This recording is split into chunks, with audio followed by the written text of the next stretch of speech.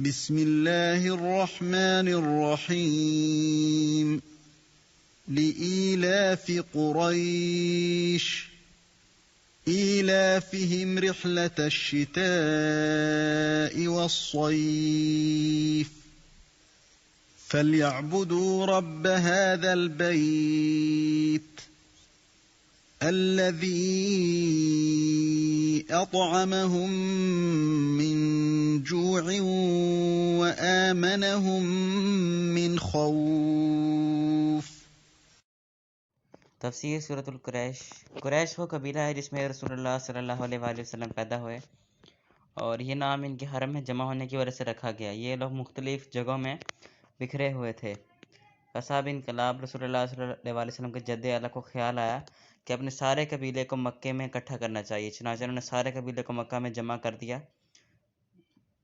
اور پھر یہ آگے سے ایک قبیلے کی شکل میں قریش کے نام سے مشہور ہوا۔ اس میں آگے اسی کا شاخیں بھی تھی، جیسے جس میں نبی صلی اللہ علیہ وسلم بنو ہاشم میں سے تھے، حضرت عثمان بنو امیہ میں سے تھے، وہ بھی قریش میں سے تھا، اور حضرت عمر رضی اللہ تعالیٰ عنہ بنو عادی سے میں تھے۔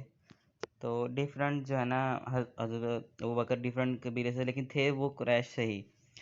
اور اسی طرح سورۃ القریش میں اللہ تعالیٰ نے آیات میں فرماتا ہے کہ اللہ تعالیٰ نے قریش پر اپنے کئی احسانات ذکر کیے ہیں اس صورت میں۔ قریش مکہ معظمہ میں رہتے تھے اور کعبہ کے متولی تھے۔ یہ لوگ سال میں 2 تجارتی سفر کرتے تھے، گرمی کے موسم میں شام کی طرف کیونکہ وہ سرد علاقہ ہے، اور سردی کے موسم میں یمن کی طرف کیونکہ وہ گرم علاقہ ہے۔ پہلا احسان تو اللہ تعالیٰ ان کو یہ یاد دلا رہا ہے کہ ان کے دل میں سفر کی محبت ڈال دی،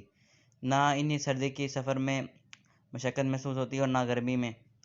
سفر ہی دنیا میں ایک مشکل کام ہوتا ہے، اور اگر اللہ تعالیٰ ان کو سفر سے مانوس نہ کرتا ہے تو وہ اپنے گھر میں بیٹھ رہتے،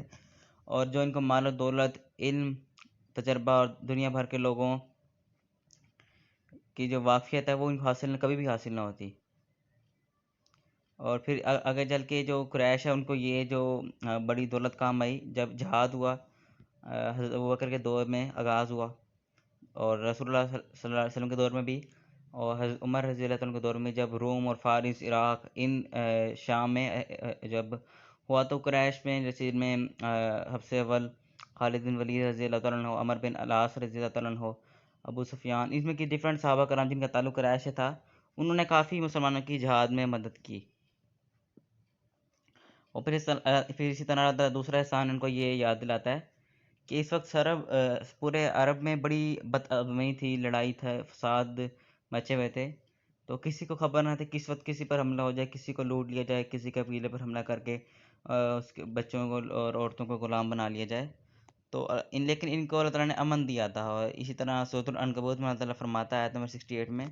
اور کیا انہوں نے نہیں دیکھا کہ ہم نے ایک امن والا حرم بنا دیا ہے جبکہ لوگ ان کے ارد گرد سے اچک لیے جاتے ہیں۔ یعنی کہ ان لوگوں کو جو یہ قریش مکہ کعبے کے متولی تھے، اس کی دیکھ بھال کرتے تھے، اور حاجی جو آتے تھے ان کا یہ سارے خدمات کرتے تھے، تو ان کو امن دیا جاتا تھا۔ اور اسی طرح یہ جب تجارتی سفر بھی جب جاتے تھے تو ان کو کافی کوئی بھی لوٹتا نہ تھا، کیونکہ جانتے تھے کہ یہ کعبے کے متولی ہیں، اور اسی لیے پھر ان کو سفر میں بھی کوئی نہ لوٹتا، نہ ان سے کوئی ٹیکس وغیرہ وصول کرتا، اور ان کا بلکہ احترام وغیرہ کیا جاتا۔ اور پھر یہ اللہ تعالیٰ نے ایک اور احسان یہ کیا کہ جب دنیا بھر کے لوگ حج کرنے آتے تھے تو ان کا جو دنیا بھر کا سامان تجارت یہاں پہنچتا تھا، اور ہر طرح کے پھل یہاں پہنچتے تھے، کیونکہ ابراہیم علیہ السلام کی دعا تھی جو سورۃ القصص میں آتی ہے، آیت نمبر 58 میں اللہ تعالیٰ فرماتا ہے، اور کیا ہم نے انہیں ایسے امن والے حرم میں جگہ نہیں دی جس کی طرف ہر چیز کے پھل کھینچ کر لائے جاتے ہیں، اور یہ ہماری طرف سے رزق ہے۔ ان تجارتی سفر اور مکہ کے تجارتی ملک ہونے کی وجہ سے قریش نہایت مالدار تھے، اور حرم کی برکت سے امن و امان سے بھی ان کو بہت زیادہ امن و امان بھی حاصل تھا، اور کوئی بھی ان کو جیسے اوپر بھی گزرا کہ ان کو بعض قبیلوں کی طرف حملے ہوتے تھے تو ان کو کچھ نہ کہتا تھا، حتیٰ کہ یہ سفر کرتے تو ان پہ ٹیکس بھی نہ لگتا، نہ ان کو کچھ لوٹتا۔ اور ظاہر ہے کہ یہ تمام نعمتیں اللہ کے گھر کی برکت سے تھی جو صرف اور صرف اللہ تعالیٰ کی عطا کرتا تھی، اور یہ تمام نعمتیں اس گھر کے مالک نے انہیں عطا کی ہیں۔ تو اللہ نے فرمایا کہ تم اکیلے رب کی عبادت کیوں نہیں کرتے، کیونکہ قریش مکہ، مشرکین مکہ نے